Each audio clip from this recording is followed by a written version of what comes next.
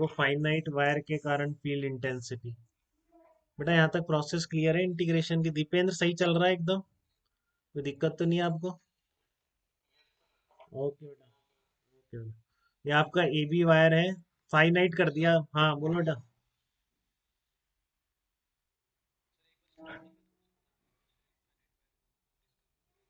Starting का देख लो आप, इनफाइनाइट वायर का देख लो। इनफाइनाइट वायर में क्या किया मैंने, यहाँ पर इसको बहुत सारे एलिमेंट में ब्रेक कर लिया है बेटा।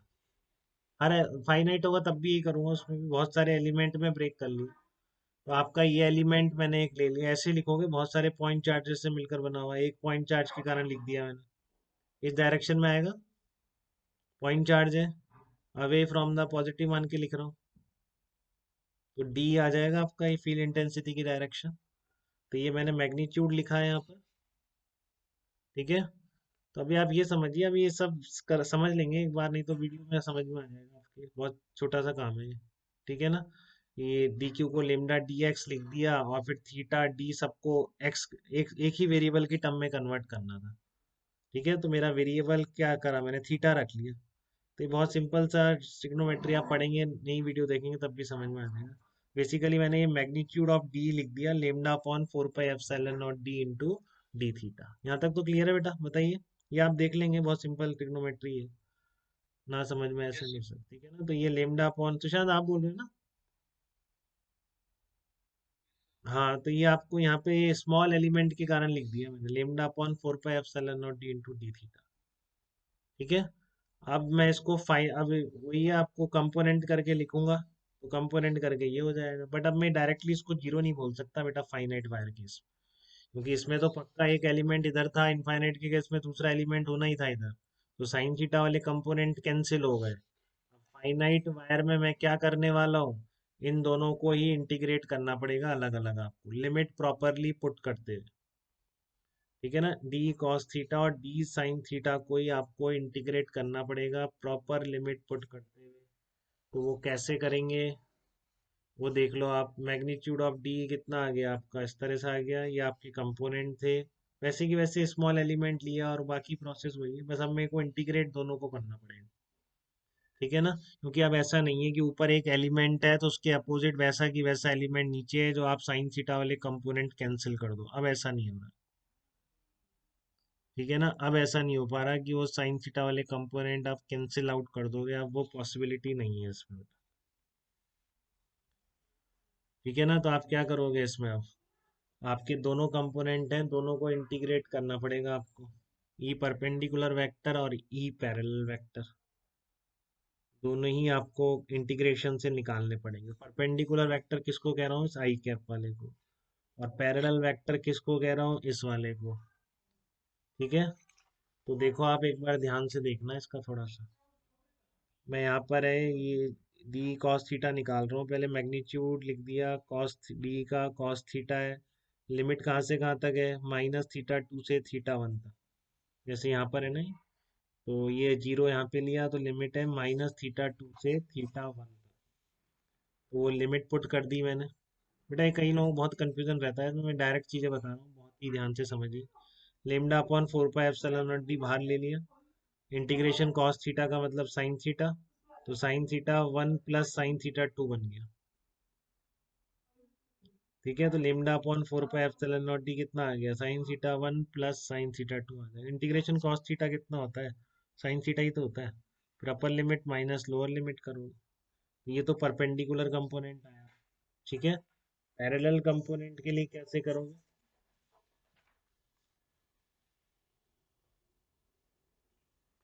अच्छा, ये भी मैं दो केसेस में निकाल रहा हूँ बेटा ये। ठीक है ना, दो केसेस में निकाल रहा हूँ ये भी। केस नंबर 1 है ये वाला, जब पॉइंट बिफोर द वायर हो, इन फ्रंट ऑफ द वायर हो, तब परपेंडिकुलर कंपोनेंट ये आया।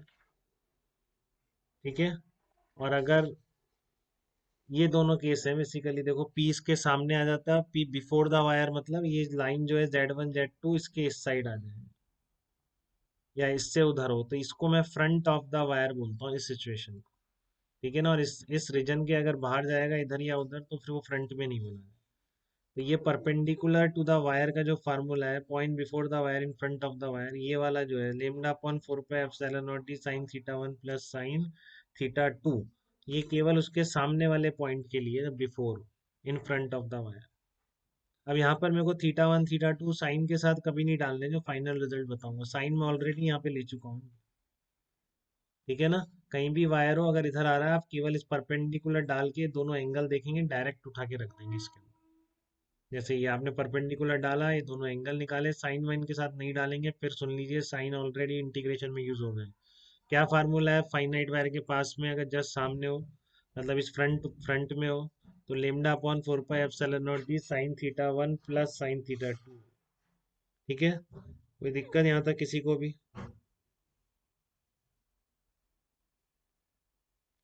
यहाँ तक की बात क्लियर है बेटा एकदम? अब इंटीग्रेशन डी साइन थीटा कर लो आप इंटीग्रेशन डी साइन थीटा कर लो। इंटीग्रेशन डी साइन थीटा दूसरा वाला है, माइनस थीटा टू से थीटा वन करोगे तो क्या आ जाएगा, cos theta two minus cos theta one, तो ये पैरेलल आ गया। बट इसमें एक चीज देखो, कब तो ये जे कैप में होगा, कब माइनस जे कैप में होगा। तो आपका फाइनाइट वायर यही था, ऐसे ले रहे थे आप, जे कैप इसको बोला था आपने। ठीक है, ये आपका ऊपर वाला कितना था, थीटा वन था, ये थीटा वन था, ये थीटा टू था। तो आप देख लो इसमें, अगर आपका ये पॉजिटिव कब आएगा, जब cos theta two greater than cos theta one होगा, मतलब theta two is less than theta one. तो आपका पैरेलल कंपोनेंट अलोंग जे कैप आ रहा है। तो आप ये ध्यान रखो, जब इस पे परपेंडिकुलर डालोगे, परपेंडिकुलर कंपोनेंट किस साइड होगा, जिधर ये एंगल छोटा है, ये सीधी सी बात है, उस साइड वाले वायर ज्यादा डोमिनेट कर गए। अगर ये एंगल छोटा है तो उधर वाले एलिमेंट ज्यादा हो जाएंगे ना, तो वो डोमिनेट करेंगे, तो इधर ही फील्ड आ जाए। तो पैरेलल का फार्मूला आ गया, lambda upon 4 pi epsilon naught D cos theta two minus cos theta one. कोई साइन वाइन नहीं रखना है आपको, किधर भी कोई भी थीटा वन कोई भी थीटा टू ले लो, बट डायरेक्शन क्योंकि आपको पहले ही क्लियर हो जाएगी, मैग्नीट्यूड निकल ही जाएगा ठीक है। But theta one theta two with sine अब नहीं रखने हैं दोनों में। Lambda upon 4 pi epsilon naught D cos theta two minus cos theta one, या फिर पहले वाला जो आया lambda upon 4 pi epsilon naught D sine theta one plus sine theta two. इनमें theta one theta two with sine put नहीं करने हैं, वो पहले ही इंटीग्रेशन में इन्वॉल्व होंगे। जो दिख रहा है, मान लो 30 और 60 है तो 30 और 60 ही रखो, यहाँ पर कोई भी ले लो, 30 माइनस 60 कर दो या 60 माइनस 30 कर दो, क्योंकि डायरेक्शन में पहले ही क्लियर है हमको। जिधर एंगल कम है, मान लो ये थीटा टू 30 हो गया तो इसकी साइड है, थीटा वन 30 हो गया तो उसकी साइड है। तो डायरेक्शन तो हमको पहले ही क्लियर है इसमें। तो आपका केवल मैग्नीट्यूड निकालने में यूज हो रहा है, lambda upon 4 pi epsilon naught D cos theta two minus cos theta one. ठीक है, यहाँ तक कोई तकलीफ तो नहीं बेटा किसी को? अब मान लो point not in front of wire है, तो आप क्या करेंगे? अगर आपका ये पॉइंट फ्रंट ऑफ वायर नहीं है, मतलब आपके जो रीजन में कह रहा था, जैसे इन रीजन में आता है इन वाली लाइंस में, तो फ्रंट बोल देते हैं, इसमें नहीं है, इधर है। तो फिर आपकी लिमिट वहां पे माइनस थीटा टू से थीटा वन हुई थी ना, यहाँ पर क्या होगी, यहाँ पर थीटा टू से थीटा वन होगा, वो माइनस नहीं लगेगा। ठीक है ना, यहाँ पर क्या होगा, थीटा टू से थीटा वन ही आपका लिमिट रखी जाएगी, माइनस थोड़ी नहीं लगेगा, वो तो इधर था अपोजिट डायरेक्ट, तो दोनों सेम डायरेक्शन में है। यहाँ से तो आपका वायर शुरू हुआ है थीटा टू से, कहाँ तक जा रहा है, थीटा वन, तो लिमिट थीटा टू से थीटा वन हो जाएगी। तो lambda upon 4 pi epsilon naught D क्या आ जाएगा, sine theta one minus sine theta two आ जाएगा। ठीक है, तो कितना आ रहा है, lambda upon 4 pi epsilon naught D sine theta one minus sine theta two, sine theta already ज्यादा है तो ये पॉजिटिव ही आ रहा है। अब दोनों फार्मूले में क्या डिफरेंस हुआ, जब आपका सामने, आप ऐसे याद रखेंगे, किसी के सामने आप पॉजिटिव दिखने की कोशिश करते हैं, तो सामने बी पॉजिटिव, परपेंडिकुलर वाला कंपोनेंट ऐसे याद रखेंगे, वायर के सामने आपको पॉजिटिव रहना है। मतलब जब फ्रंट ऑफ द वायर वाला केस था, तो परपेंडिकुलर कंपोनेंट कैसा आ रहा था, प्लस साइन आ रहा था परपेंडिकुलर। ठीक है ना, अब आपके पास यहाँ पर क्या है, कि सामने नहीं है, तो फिर यहाँ पर sign theta one minus sine theta to आएगा। अब साइन डायरेक्शन आपको हमेशा ही क्लियर है, आउटवर्ड डायरेक्शन में ही होना है, अवे होना है, डायरेक्शन में कंफ्यूजन नहीं है इसकी। मैग्नीट्यूड के बारे में ध्यान रखना है, सामने बी पॉजिटिव। अगर वायर कहीं यहाँ पर होता है तो परपेंडिकुलर कंपोनेंट आता है, lambda upon 4 pi epsilon naught D sine theta one plus sine theta to. Theta one theta to कहाँ से लेने हैं, पॉइंट से जो आप परपेंडिकुलर डालोगे। ठीक है ना, पॉइंट से जो परपेंडिकुलर डालोगे वहां से थीटा 1 थीटा 2 लेने हैं आपको। ठीक है, तो ये आ जाएगा lambda upon 4 pi epsilon naught D cos theta 2 minus cos theta 1। तो पैरेलल कंपोनेंट आ गया आपका। अब पैरेलल कंपोनेंट देख लो, परपेंडिकुलर तो आ गया सामने बी पॉजिटिव से, सामने नहीं है तो नेगेटिव। पैरेलल कंपोनेंट का फार्मूला फिर वही निकल के आया। अब इसमें तो क्लियर है ना, इधर ही होना है और क्या होना है। ठीक है ना, सारे सबके कंपोनेंट इधर ही तो आएंगे इसमें, तो इसमें तो डाउट ही नहीं है। तो डायरेक्शन में पैरेलल कंपोनेंट की डाउट नहीं होता है, वो जिधर थीटा कम हो उधर डायरेक्शन ले लो। और परपेंडिकुलर कंपोनेंट में क्या है, डायरेक्शन में कोई डाउट नहीं, direction away from the wire है परपेंडिकुलर। अब नेगेटिव चार्ज होगा तो आप सब कुछ उल्टा कर दोगे, तो आपके वही नेगेटिव चार्ज भी देता है। आप तो पॉजिटिव मान के डायरेक्शन निकाल लो, फिर फाइनली उल्टा कर दो उसको, बस खत्म। सारे दोनों कंपोनेंट रिवर्स कर दो। आप तो पॉजिटिव मान के निकाल लो, उसकी प्रैक्टिस रहती है पॉजिटिव की।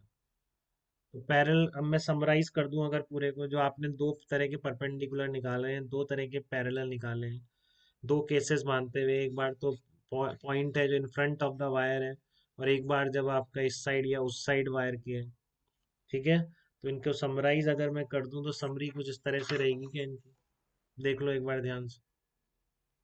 बिफोर द वायर अगर पॉइंट है, मान लो ये P point before the wire है, तो परपेंडिकुलर कंपोनेंट का मैग्नीट्यूड कितना है, lambda upon 4 pi epsilon naught D sine theta 1 plus sine theta 2, सामने बी पॉजिटिव, ऐसे याद रखना है, बोला मैंने आपको। तो direction will be away from the wire. सामने आप किसी के पॉजिटिव दिखने की कोशिश करते हो, तो इस तरह से वायर इस तरह से आ रहा है इस रीजन में, तो आप परपेंडिकुलर डाल के थीटा 1 थीटा 2 निकाल लो। परपेंडिकुलर कंपोनेंट कितना आ जाएगा, lambda upon 4 pi epsilon naught D sine theta 1 plus sine theta 2। Direction away from the wire. Parallel component हमेशा ये रहेगा, cos theta 2 minus cos theta 1। ठीक है ना, थीटा 2 लेस देन थीटा 1 है, तो आप देख लो इधर आ जाएगी, नहीं तो उधर चली जाएगी, जिधर थीटा कम है उधर चली जाएगी। बहुत सीधी सी बात है, क्योंकि जिधर थीटा कम होगा उधर ज्यादा एलिमेंट हो जाएंगे, तो उनके वेक्टर डोमिनेट करेंगे। तो ये आपके कब है, जब बिफोर द वायर पॉइंट हो, सामने बी पॉजिटिव। दूसरा अगर वायर के सामने नहीं है, जैसे मान लो यहाँ पर है, तो कुछ नहीं, परपेंडिकुलर डिस्टेंस तो निकाल ही लोगे वायर पे, और बस थीटा 1 थीटा 2 नोट कर लो। ध्यान से करेंगे, इस परपेंडिकुलर से ही एंगल लेने बेटा, इसमें लापरवाही ना करें। जो एंगल लेने हैं आपको इस परपेंडिकुलर से ही लेने हैं, इन दोनों एंड को, पी को मिला दोगे, ए से मिला दिया पी को, और पी को बी से मिला दिया, इस परपेंडिकुलर लाइन से एंगल थीटा 1 एंड थीटा 2। तो पैरेलल का मैग्नीट्यूड कितना आ गया, lambda upon 4 pi epsilon naught D cos theta 1 minus cos theta 2 आ गया। Direction minus j cap in case है वो पता है आपको, and j cap in case b, अगर इधर है तो फिर उधर ही है, इस साइड है तो इधर ही है। इफ नोट मैंने लगा रखा है, ध्यान रखें इसका भी। If rod is negatively charge then direction will be opposite to that found in case 1 and case 2। तो ये फाइनाइट वायर का केस होता है। आप लोकेट कर लीजिए सामने है या नहीं, बस फिर आपको फार्मूले रटे हुए हैं, और नहीं है तो आप रट लेंगे। सामने b positive, lambda upon 4 pi epsilon naught d तो सब में आ रहा है। बस आपको देखना है कि sine theta 1 plus sine theta 2 रखूं। पैरेलल का तो कंपोनेंट का मैग्नीट्यूड क्लियर ही है, cos theta 2 minus cos theta 1 आ रहा है। डायरेक्शन बहुत इजीली देख सकते हैं, परपेंडिकुलर में डायरेक्शन क्लियर है, तो मैग्नीट्यूड का फार्मूला क्लियरली याद रखें कि जब वो उसके सामने आ रहा है। बेटा डेरिवेशन तो देख लेंगे, बट अब ये रट जाना चाहिए, इसमें तो दिक्कत नहीं है, देख लो किसी। डेरिवेशन तो फिर से देखेंगे, कोई दिक्कत नहीं है उसमें, बट फाइनल रिजल्ट ये ध्यान रखना एग्जाम में प्रॉब्लम करने के लिए। ठीक है, डेरिवेशन तो फाइनाइट का बोर्ड के लिए भी नहीं पढ़ना है बिल्कुल भी, केवल इनफाइनाइट वायर वाला बोर्ड के लिए इंपॉर्टेंट है। ठीक है, बल्कि लेकिन ये मीन्स एडवांस दोनों के लिए आपको फाइनाइट जो वायर है उसके कारण फील्ड लिखना तो बिना गलती के आना चाहिए। तो आप ये फार्मूले एक बार लिख लो दोनों, जिससे अभी आप न्यूमेरिकल में तुरंत अप्लाई कर पाओ कि बिफोर द वायर और not in front of the wire, दोनों केस में फील्ड इंटेंसिटी कैसे लिखी जाएगी, इलेक्ट्रिक फील्ड इंटेंसिटी कैसे लिखी जाएगी। और मोमेंटम बेटा खत्म कर लें आप लेक्चर से, बिल्कुल ना उसमें कोई कसर ना